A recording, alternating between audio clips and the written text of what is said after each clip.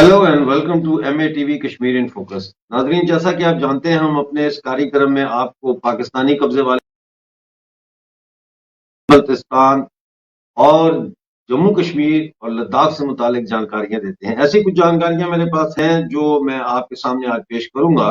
लेकिन आज का प्रोग्राम इस लिहाज से बड़ा अहम है कि 6 नवंबर को पाकिस्तानी कब्जे वाले जम्मू कश्मीर में यौम शोहदाए जम्मू मनाया गया।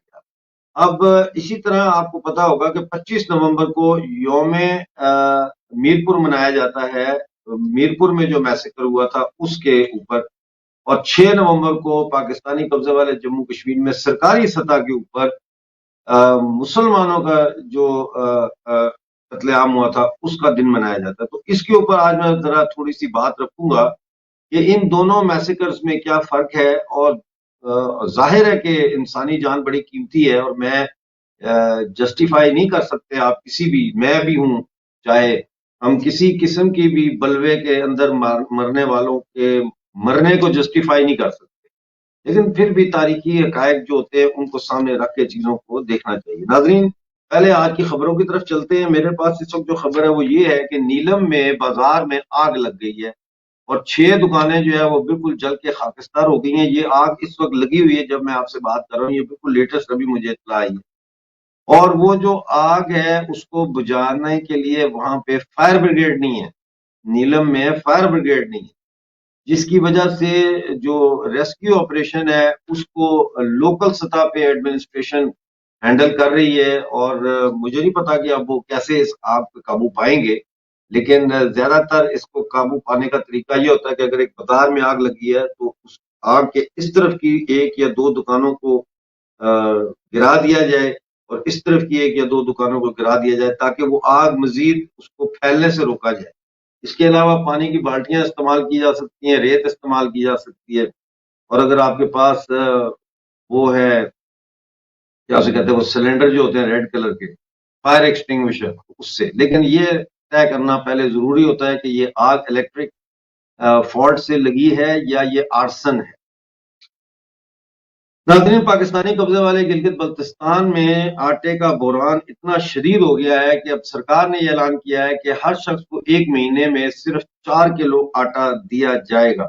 ये नाज़रीन 2 साल से जो पाकिस्तान ने हमारे मकबूजा गिलगित बल्तिस्तान की गंदम की यानी गेहूं की सब्सिडी में जो कटौतियां की हैं, कट्स की हैं, उसके नतीजे में ये बहरान अब इस कदर शदीद हो चुका है।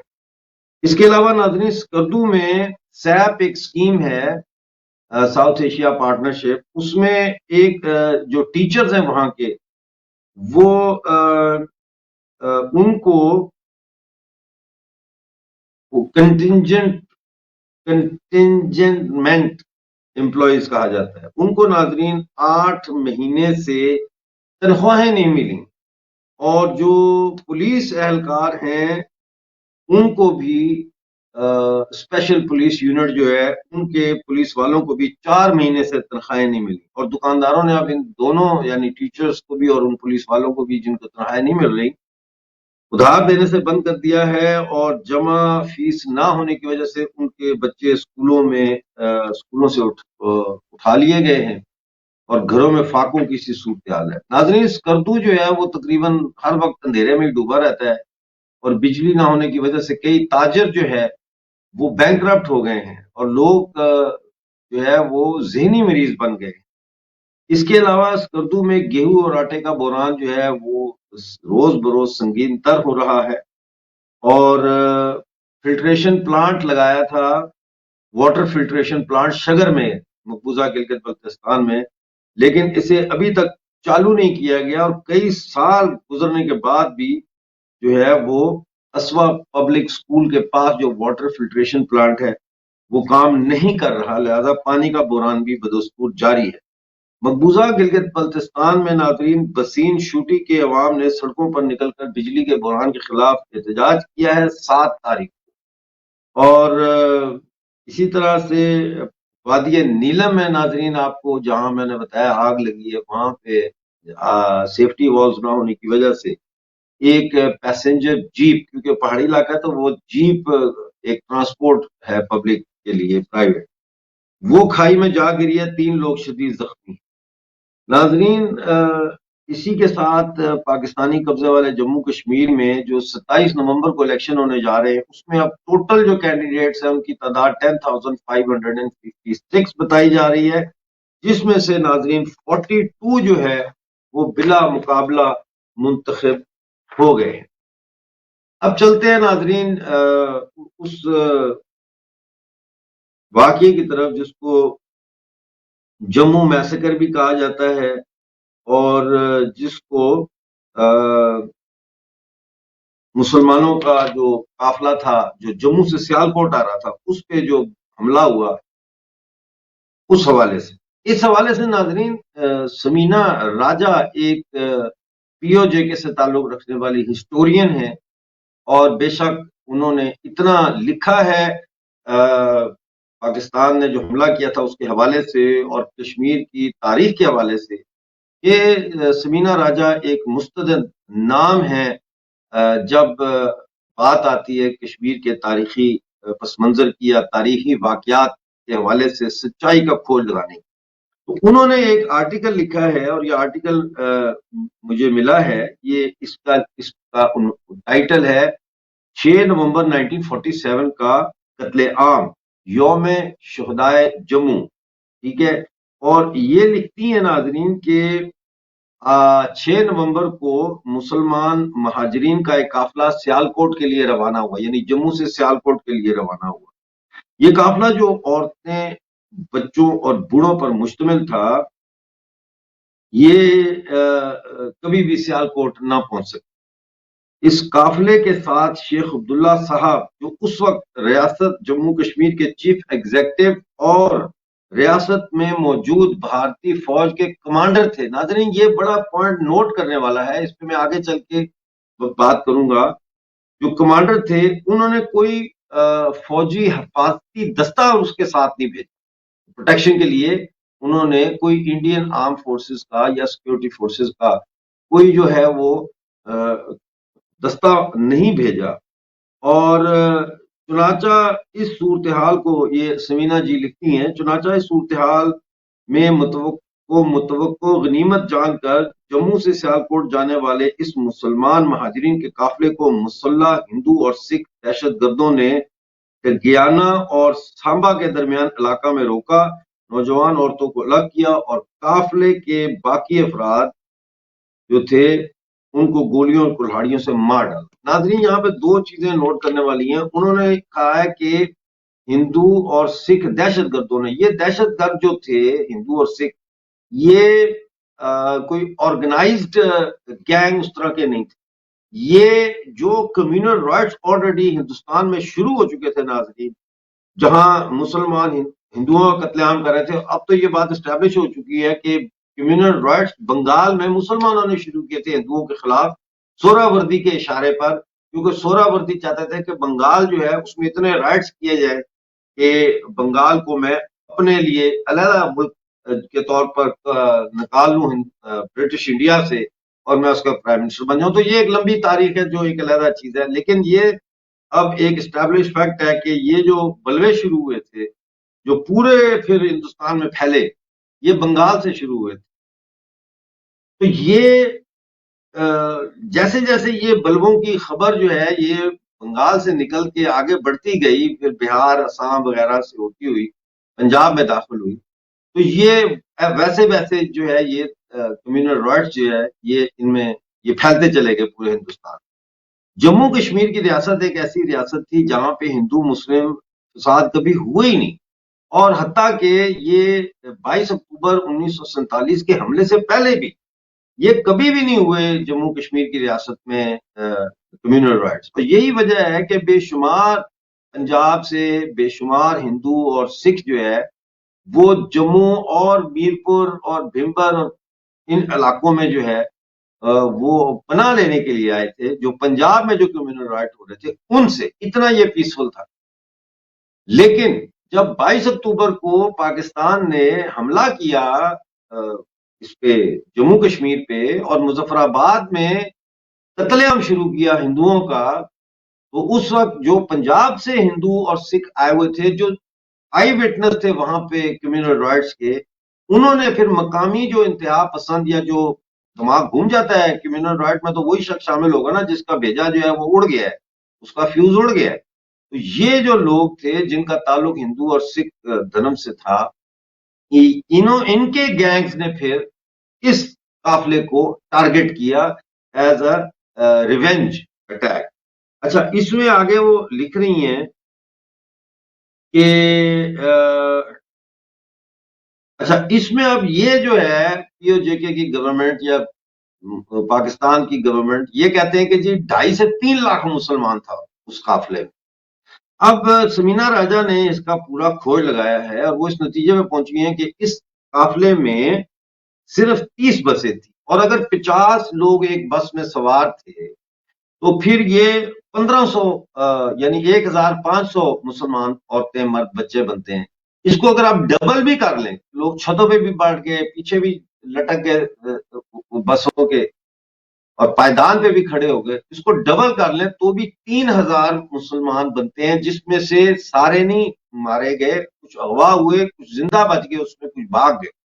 تو پہلی بات تو یہاں پہ یہ ہے کہ یہ کہنا کہ جی 2.5 سے 3 لاکھ لوگ مرے ہیں، یہ بالکل بےہودہ بات ہے۔ اتنے لوگ نہیں مرے بلکہ کم مرے۔ میں پھر یہ کہوں گا کہ میں یہ نہیں کہنے کی کوشش کر رہا کہ کم مرے ہیں تو اچھا ہوا ہے، میں اس کو بھی کنڈیم کرتا ہوں۔ دیکھیں انسان ہے، اور انسان جو ہے وہ عالمی طاقتوں کے اس سیاسی گورکھ دندے کا ہمیشہ سے شکار ہوتا رہا ہے جس کی ہم مذمت کرتے ہیں، لیکن حقائق کو سامنے رکھنا ضروری ہے۔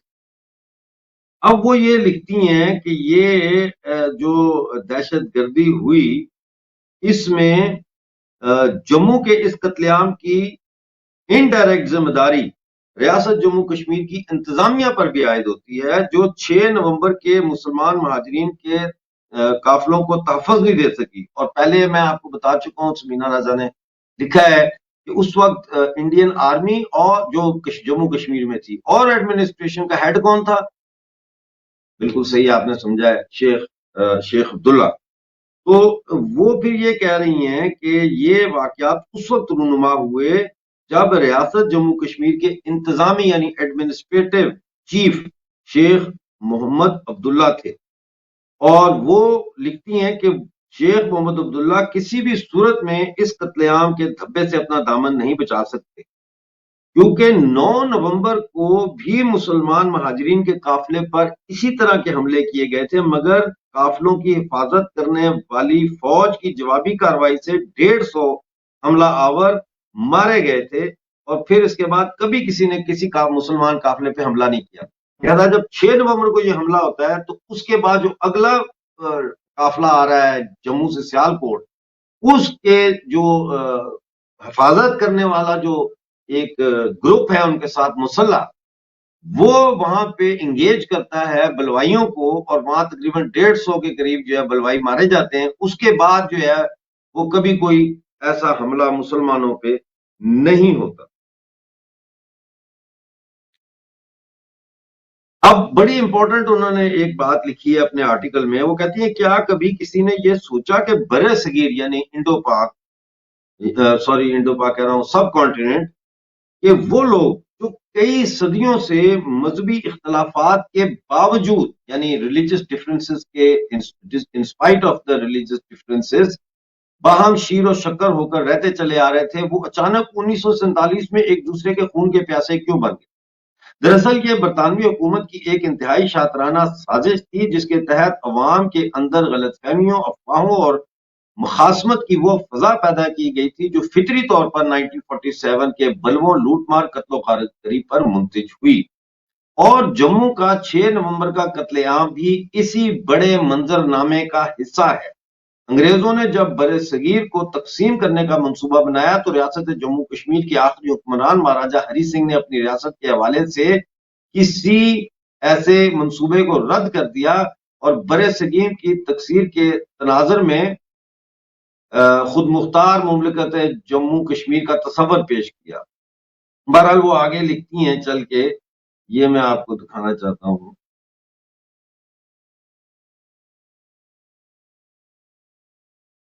6 نومبر 1947 کا جموں کا قتل عام بھی انگریزوں کی مذہبی تقسیم کی سازشوں کا ہی شاخسانہ تھا۔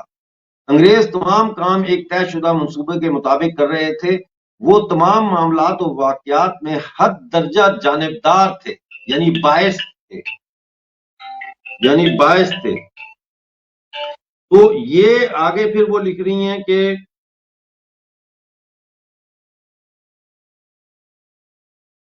وہ تعداد کے حوالے سے بھی ہمیں بتا رہی ہیں، کہہ رہی ہیں، لکھا ہے انہوں نے کہ اس میں تو صرف 30 بسیں تھیں، ٹھیک ہے، اور پاکستان بنتے ہی وہ کہہ رہی ہیں پاکستان کے مغربی اضلاع سے 1,60,000 ہندو جموں کی طرف نقل مکانی کر گئے تھے، ٹھیک ہے۔ صرف سیالکوٹ کے شمال مشرقی علاقوں سے 1 لاکھ سے زیادہ ڈوگرا ہندو جموں اور گرداسپور کی طرف ہجرت کرنے پر مجبور ہوئے۔ ستمبر 1947 کے وسط تک صرف جموں شہر میں 65,000 ہندو مہاجرین داخل ہوئے۔ یہ جو میں نے آپ کو بتایا کہ یہ بالکل پیسفل تھا، یہ جو جموں اور کشمیر ہے یہ بالکل پیسفل تھا، تو لوگ یہاں ہجرت کر کے آ رہے تھے وہاں سے بچنے کے لیے بلوں سے۔ بہرحال ناظرین، یہ آپ کو میں نے تھوڑا سا بتایا ہے جو انہوں نے لکھا ہے اپنے آرٹیکل میں۔ اب میں آپ کو تھوڑا سا میرپور میسیکر کی طرف لے کے جانا چاہتا ہوں۔ ناظرین، میرپور میسیکر جو ہے، سب سے پہلے تو یہ ہے کہ وہ پاکستان آرمی اور قبائلیوں نے آرکسٹریٹ کیا تھا، وہ پری میڈیٹیٹڈ مرڈر تھا، وہ جینوسائیڈ تھا، کیونکہ پلان یہ تھا کہ جو قبضے میں آ چکے ہیں علاقے پاکستان کے، یہاں سے ہندوؤں اور سکھوں کو بالکل ختم کر دیا جائے، صاف کر دیا جائے، تاکہ یہاں کوئی ہندو اور سکھ بچے ہی نہ۔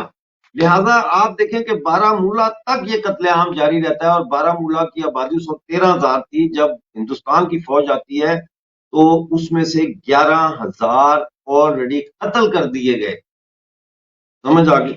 دوسری بات یہ ہے کہ جموں کا جو میسیکر تھا یہ اسپوریڈک کمیونل وائلنس کا نتیجہ تھا، یہ کوئی مسلمانوں کے جینوسائیڈ کا، کوئی پری پلانڈ مسلمانوں کے جینوسائیڈ نہیں تھا، یہ قافلے کے اوپر حملہ تھا۔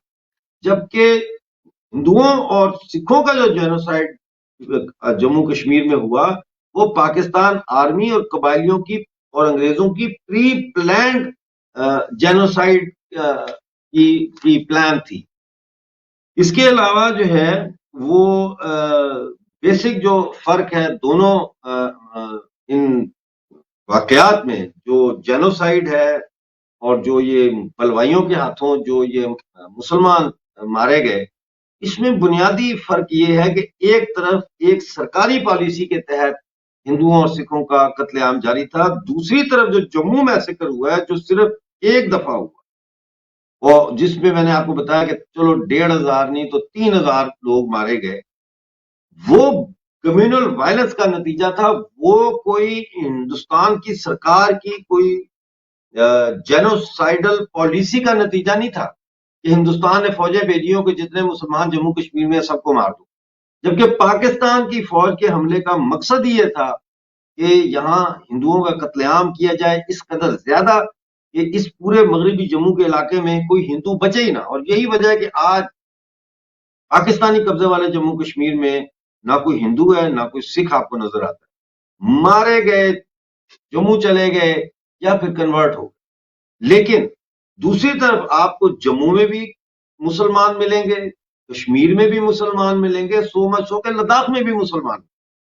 تو یہ ایک ڈفرنس ہے جو میں آپ کے سامنے رکھنا چاہتا ہوں، اور خاص طور پر پی او جے کے اور پی او جی پی کے جو ہمارے نوجوان نسل ہے اس کے سامنے رکھنا چاہتا ہوں کہ چیزوں کا تجزیہ کرنے کی صلاحیت پیدا کریں آپ، اور صرف جو ہے وہ کلمے کا رشتہ اور اس قسم کے جو باتیں ہیں، پروپیگنڈا سے متعلق باتیں جو ہوتی ہیں، اس کو سن کے متاثر نہ ہوں۔ مجھے مسلمانوں کے بلوائیوں کے ہاتھوں مرنے کا اتنا ہی افسوس ہے جتنا مجھے اپنے شہر میرپور میں ہندوؤں اور سکھوں کے پاکستانی فوج اور قبائلیوں کے ہاتھوں مرنے کا افسوس ہے، اتنا ہی مجھے افسوس ہے۔ لیکن میں نے بڑا ایک رسکی ٹاپک ہے یہ، لیکن میں نے اس کو ڈیل کرنے کی کوشش کی۔ امید ہے آپ کو آج کا پروگرام پسند آیا ہوگا۔ ناظرین، آپ کو میں بتاؤں کہ راجناتھ سنگھ جو ڈیفنس منسٹر ہیں، ان کی تقریر کے بعد جس میں انہوں نے کہا گلگت بلتستان ہماری منزل ہے، اور ایک دفعہ پھر جو ہے وہ پی او جے کے کو واپس لینے کی باتیں ہو رہی ہیں۔ ایسے میں آپ کے سب کے جانے پہچانے سنگر بھی ہیں، ایکٹر بھی ہیں، ڈائریکٹر بھی ہیں، ارون بخشی جو مہابھارت میں ان کا کیریکٹر تھا، آپ کو یاد ہوگا 101 فلموں میں وہ کام کر چکے ہیں اور ٹی وی سیریلز میں۔ انہوں نے ایک گیت لکھا ہے بڑا پیٹریوٹک پی او جے کے حوالے سے، اور وہ گیت انہوں نے مجھے بھیجا ہے۔ وہ گیت میں آپ کے سامنے آج پیش کروں گا۔ پی او جے کے حوالے سے میرا خیال ہے یہ پہلا گیت ہے جو ہندوستان میں بنایا گیا ہے۔ اس کو انجوائے کریں۔ اب آپ سے ملاقات ہوگی تھرسڈے کو، ہاں جی، 6:30 بجے لندن ٹائم۔ اس وقت تک کے لیے اپنا بہت سارا خیال رکھیے۔ Enjoy the song.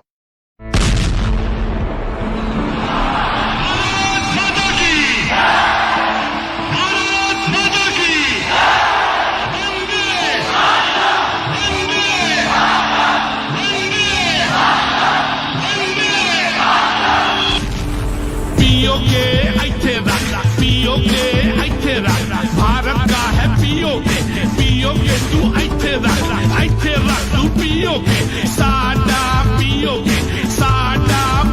کے تو ایتھے رکھ۔ ہیشٹیگ آتنکستان، ہیشٹیگ اور جھوٹستان، ہیشٹیگ کنگالستان۔ No if for پیو کے، no but for پیو کے۔ انڈیا کا ہے پیو کے، we are for پیو کے، we are for پیو کے۔ ہیشٹیگ آتنکستان، ہیشٹیگ اور جھوٹستان، ہیشٹیگ کنگالستان۔ بھیک کے ٹکڑوں پہ تو پلتا، 100 ارب کے قرض میں پلتا، کنگالی کی گرد میں جلتا۔ ہیشٹیگ آتنکستان، ہیشٹیگ اور جھوٹستان، ہیشٹیگ کنگالستان۔ کشکول پکڑ دنیا کا منگتا، 100 کلو کے انو بام کی گیدڑ بھکتی ہم کو دیتا۔ ہیشٹیگ آتنکستان، ہیشٹیگ اور جھوٹستان، ہیشٹیگ کنگالستان۔ ارے خوب تو ناچا، شور مچایا، کوئی دیش بھی کام نہ آیا۔ ٹھینگا دے ٹھینگا دے ٹھینگا، خوب تو ناچا، شور مچایا، کوئی دیش بھی کام نہ آیا۔ OIC نے سمجھ بوجھ کے ٹھینگا دل کو ہی دکھلایا۔ ٹھینگا دے ٹھینگا دے ٹھینگا۔ ہیشٹیگ آتنکستان، ہیشٹیگ اور جھوٹستان، ہیشٹیگ کنگالستان۔ ارے چل چل چل چل چل چل چل اوقات دیکھو جھوٹستان۔ یاد کرو اس 65 کو، یاد کرو 71 کو، کارگل بالا کوٹ، 2 ٹکڑے آتنکستان، 4 ٹکڑے ہوں گے اب سوچ سمجھ کنگال۔